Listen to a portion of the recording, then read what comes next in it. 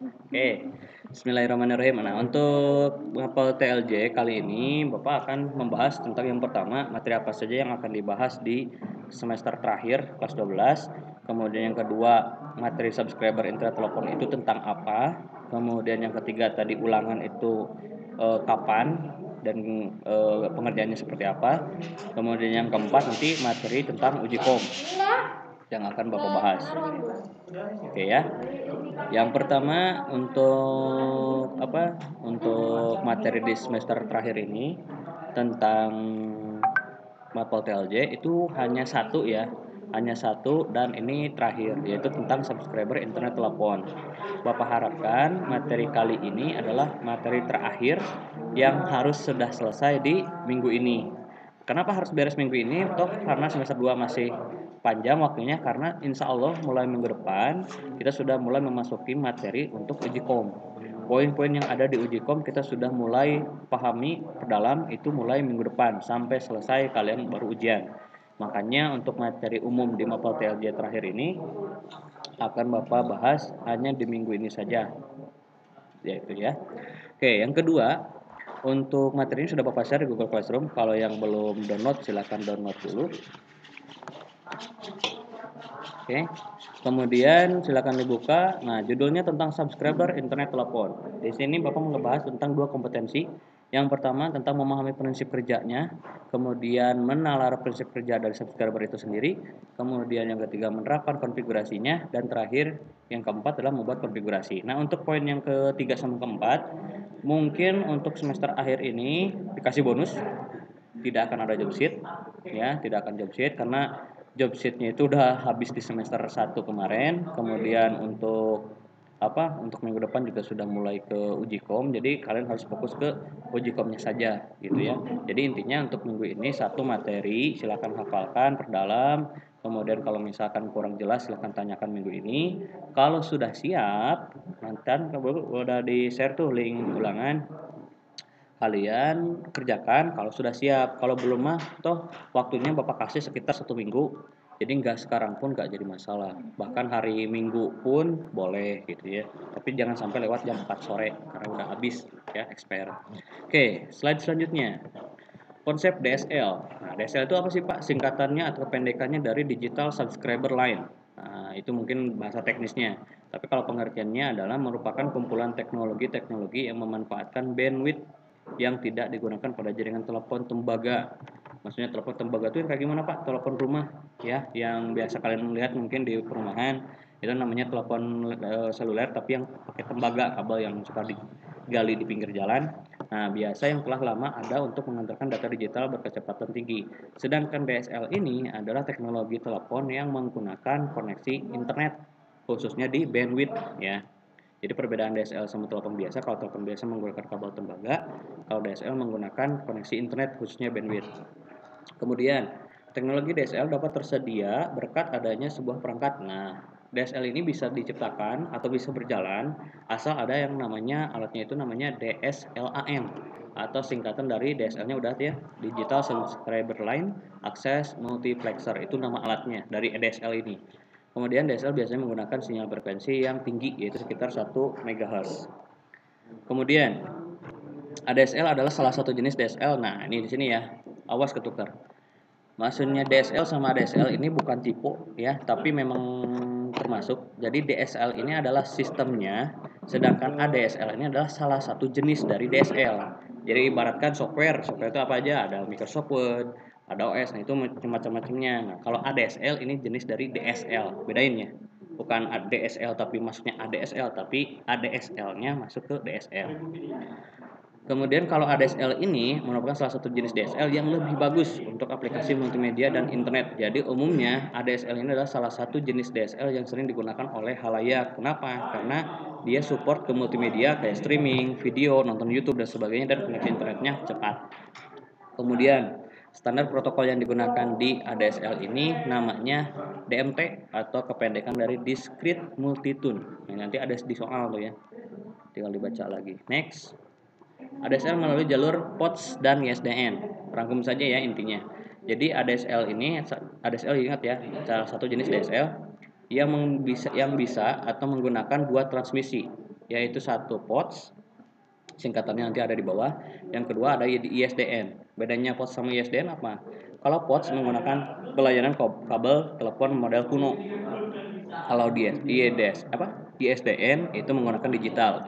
Rangkumannya seperti ini. Jadi kalau POTS menggunakan analog, kalau ISDN menggunakan digital. Jelas dari kedua jalur transmisi ini yang paling cepat yaitu pasti ISDN. Cuman karena ADSL ini adalah teknologi lama, ketika diimplementasikan ISDN akan berbeda dengan koneksi yang udah canggih kayak sekarang. Gitu. Kemudian pengalokasian spektrum.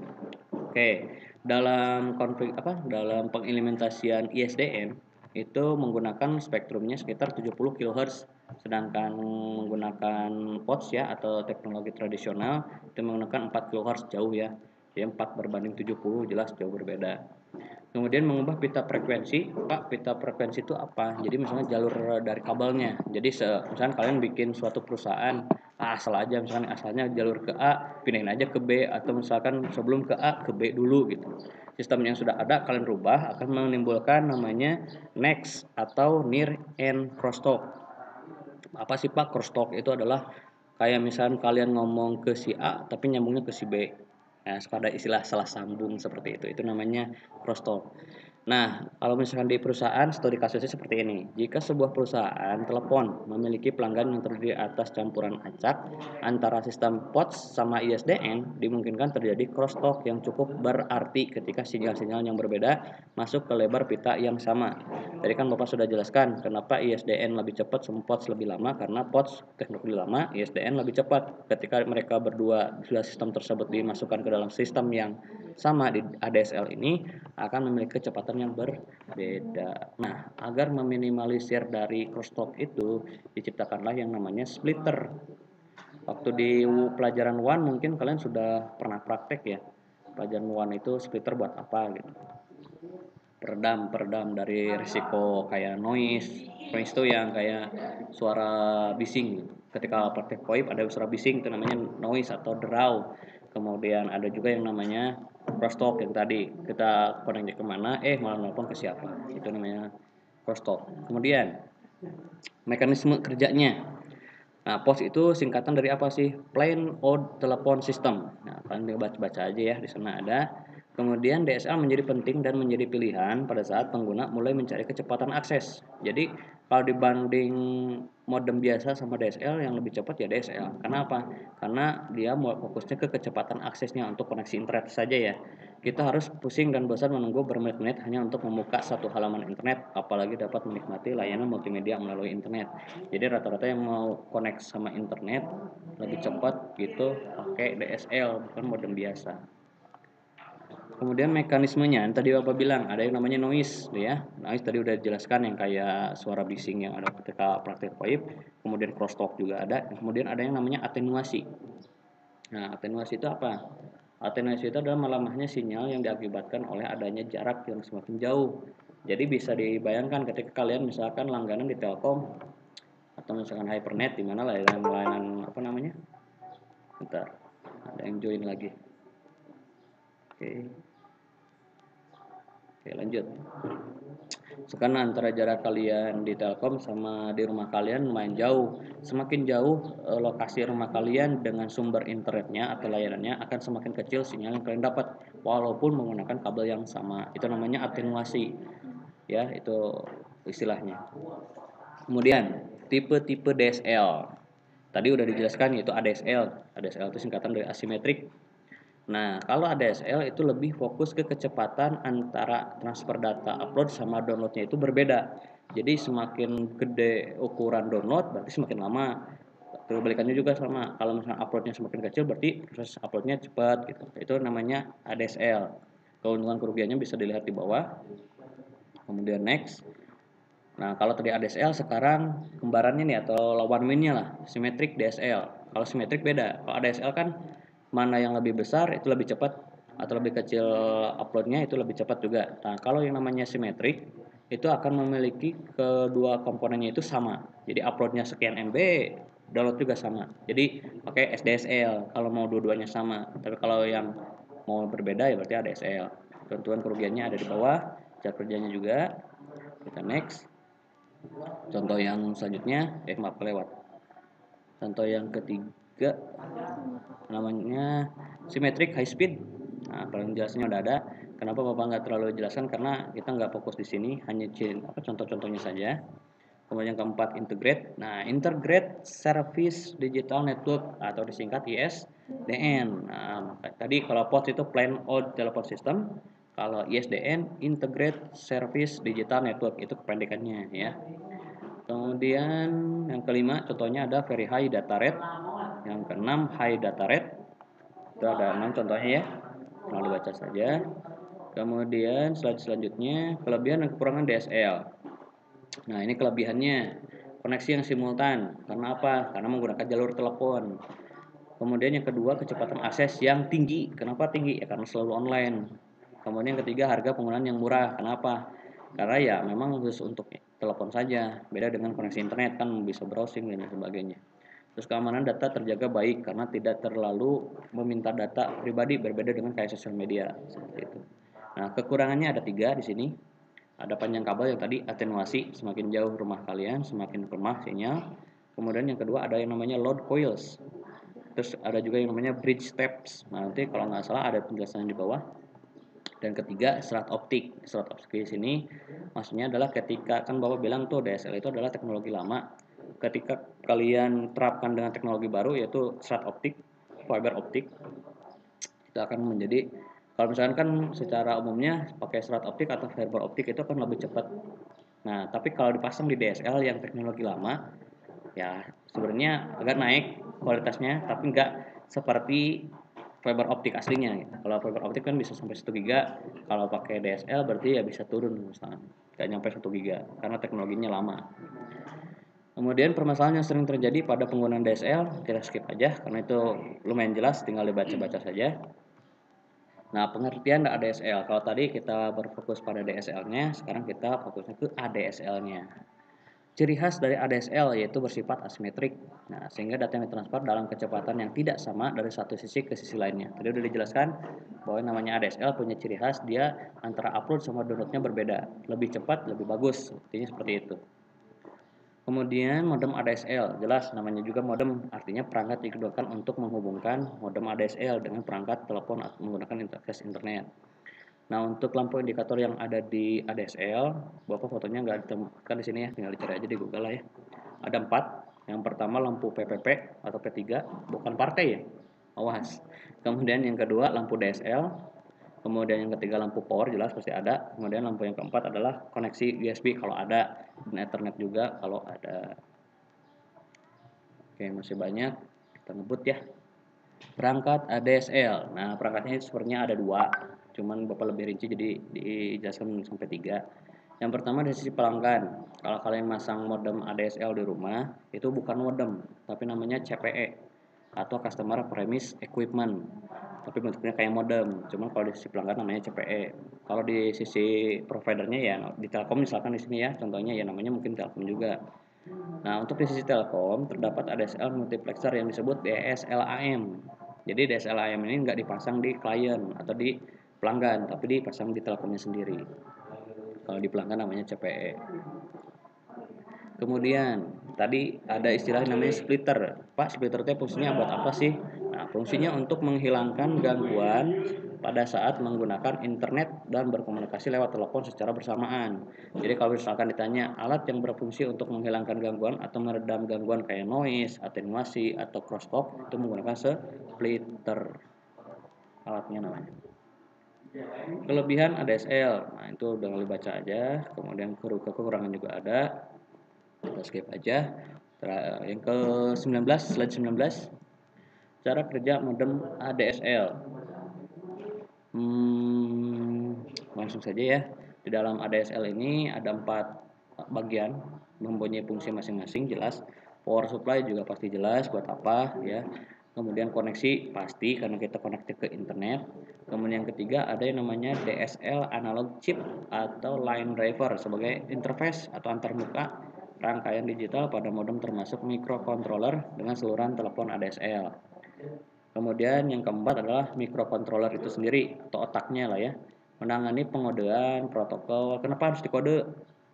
Kan Bapak kalau nggak salah pernah jelasin, ketika kalian ngomong menggunakan bahasa manusia, bahasa Indonesia, tapi yang namanya mesin atau namanya perangkat itu nggak kenal yang namanya bahasa A, B, C, D, nggak. Beliau, bukan beliau ya, dia atau alat tersebut hanya memahami dua angka saja, yaitu 1 sama 0 alias binary ya. Kalau misalkan nggak dirubah atau dikode, nantinya komputer nggak akan ngerti kalian maunya apa, ngomong apa, seperti itu. Kemudian menangani protokol, jelas. Yang namanya protokol kan standar komunikasi yang tadi Bapak bilang, menggunakan bahasa manusia, sedangkan mesin yang bahasa mesin, yaitu biner. Kemudian pengukuran kualitas saluran, kemudian routing, firewall, autentifikasi, dan lain-lain. Oke, terakhir, implementasi modem ADSL. Di sini Bapak kasih contoh namanya Speedy ya. Merupakan salah satu implementasi ADSL yang ada di pasaran, khususnya Indonesia. Yang banyak di Indonesia itu Speedy. Adapun keunggulannya, yang pertama, koneksi internet dapat dilakukan setiap saat. Karena apa? Karena always on. Kalau nggak always on atau setiap saat aktif, itu bukan ADSL namanya. Kemudian, kecepatan akses tidak akan turun. Yang ketiga, koneksi memiliki sifat highly reliability.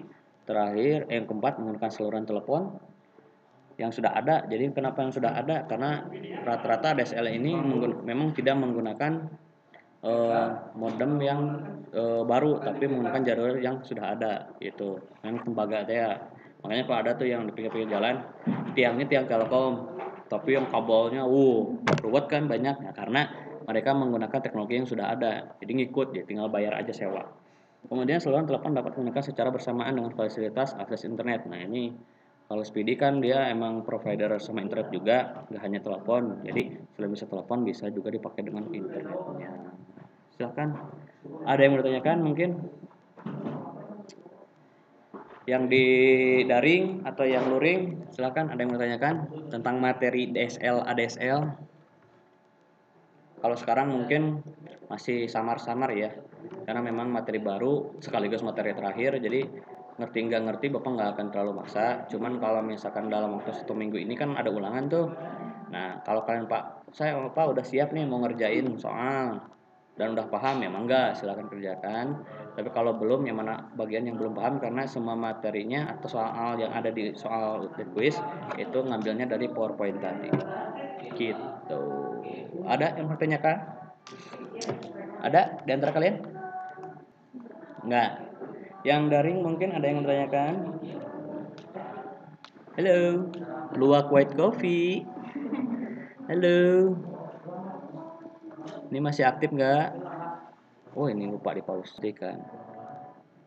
Oke. Untuk materi uji kom itu Bapak nggak share dulu karena memang belum baku dan memang masih dalam tahap pengolahan. Tapi tidak ada salahnya kalau Bapak bahas sedikit biar kalian ada gambaran.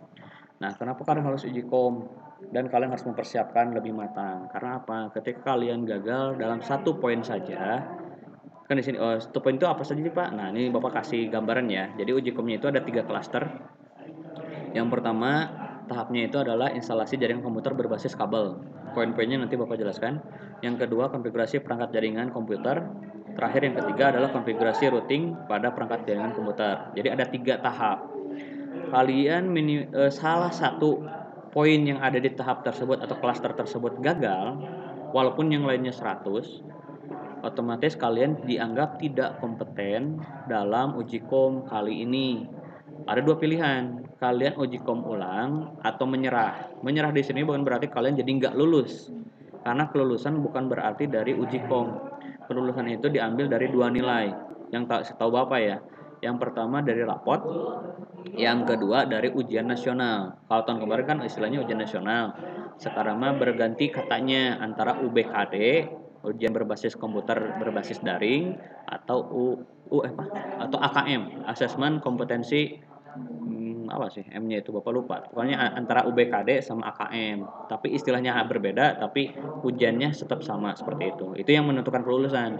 Jadi ada kemungkinan nanti uji kom ini ketika kalian lulus, misalkan ini mah ya amit-amit, tapi kalau nggak sampai lulus, yang pertama kalian sekolahnya lulus, tapi uji komnya nggak lulus, apakah tetap lulus? Ya tetap lulus, cuman kekurangannya kalian tidak dapat sertifikasi atau ijazah nasional yang bergambar Garuda tuh. Nah itu Bergunanya buat apa Pak? Yang pertama jelas itu kompetensi yang paling diakui di Indonesia karena dikeluarkan oleh BNSP.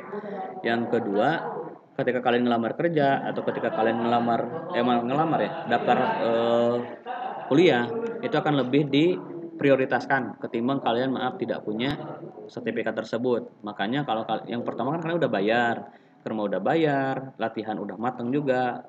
Misalkan gagal 1 poin aja, bukan 1 klaster ya. Jadi tiap klaster itu ada poin-poinnya. 1 poin yang ada di klaster tersebut, 1 aja gagal, maka kalian dianggap tidak kompeten. Tapi dikasih sertifikat lain, namanya sertifikat logbook, namanya log book, buku log. Artinya apa?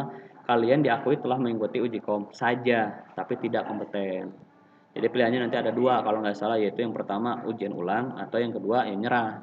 Kalau nyerah berarti jelas kalian nggak dapat sertifikat. Tapi kalau kalian ulang, itu nggak ada istilah kayak di sekolah remedial, nggak. Tapi memang kalian udah kompeten gitu. Cuman mungkin percobaannya kedua kali dalam aslinya. Tapi di sertifikatnya nggak dikasih percobaan kedua lulus, nggak ada seperti itu.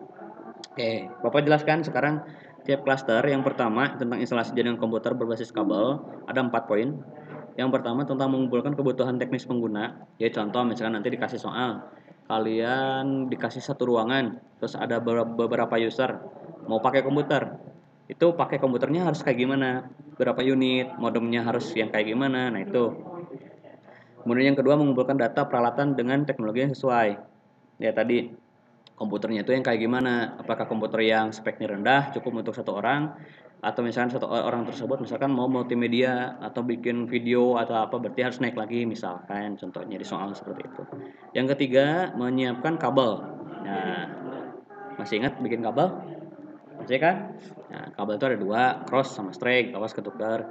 Kalau straight itu lurus, artinya menghubungkan perangkat jaringan yang berbeda. Kalau cross kan silang, berarti kebalikannya, menghubungkan perangkat yang sama. Tapi ada kalanya alatnya berbeda, alatnya sama tapi menggunakan cross. Ada juga yang berbeda tapi menggunakan straight. Maaf. Straight. Ada kalanya menggunakan kabel straight tapi sama perangkatnya. Tapi ada juga yang menggunakan cross tapi berbeda. Jadi bisa wae karena teknologi yang sekarang itu lebih canggih lagi gitu. Tapi yang paling umum sih straight. Kemudian memasang kabel jaringan setelah kalian buat berhasil, pasang di apa ya namanya? Kayak lemari yang kayak gitu. Nanti ada pokoknya disimulasikan, didemokan nanti. Itu klaster yang pertama. Salah satu aja kalian gagal ya udah jelas. Yang lainnya 100 pun kalian dianggap tidak kompeten. Berkulah di klaster 1 ya, bisa ya. Kemudian yang kedua, konfigurasi perangkat jaringan komputer. Kalau tadi berbasis kabel, sekarang berbasis nirkabel atau wireless ya, tanpa kabel. Yang pertama menentukan spesifikasi perangkatnya kayak tadi, menentuin ini speknya harus kayak gimana. Yang kedua masang jaringan nirkabel pasti menggunakan access point. Yang ketiga merancang topologi harus kayak gimana bentukannya. Kemudian yang keempat merancang pengalamatan yaitu subnetting, masih ingat ya. Yang kelima konfigurasi switch. Konfigurasi switch di sini bukan berarti kalian tinggal asal nyolok, tapi ada konfigurasinya biasanya. Terakhir yang keenam yaitu memasang perangkatnya ke sistemnya. Kan perangkatnya udah jadi nih. Misalkan sistemnya itu kayak misalkan kalian coba hubungkan antara komputer, laptop sama handphone. Kalau laptop sama handphone menggunakan wireless, kalau komputer kabel kayak gitu. Itu cluster yang kedua. Tapi khusus untuk cluster yang ketiga baru mau dirapatkan dulu. Jadi belum ada, tapi case-nya kurang lebih hampir sama kayak uji Komnas tahun kemarin. Yaitu kalian konfigurasi internetnya dulu supaya kalian koneksi komputer dengan internet, berarti konfigurasi AIJ ya, mikrotik udah berhasil baru ke web server menggunakan Debian. Setelah web server beres baru ke POIP-nya. Nah, di sini yang TLJ-nya itu tugas Bapak adalah mengimplementasikan Asterix di web server yang menggunakan Debian bisa connect. Jadi satu CD, satu OS itu bisa 2 konfigurasi. Satu web server yang WordPress kalau nggak salah. Yang kedua baru ke POIP. Nah, POIP ini sebenarnya dasarnya sama, bisa nelpon sama bisa chatting. Hanya itu aja. Ada yang mau tanyakan? Atau kemarin udah dijelasin mungkin? Belum. Nah, kurang lebih seperti itu. Ada yang mau ditanyakan? Pas stop dulu ya videonya ya, karena yang mau ditanyakan mungkin lewat WA saja. Oke.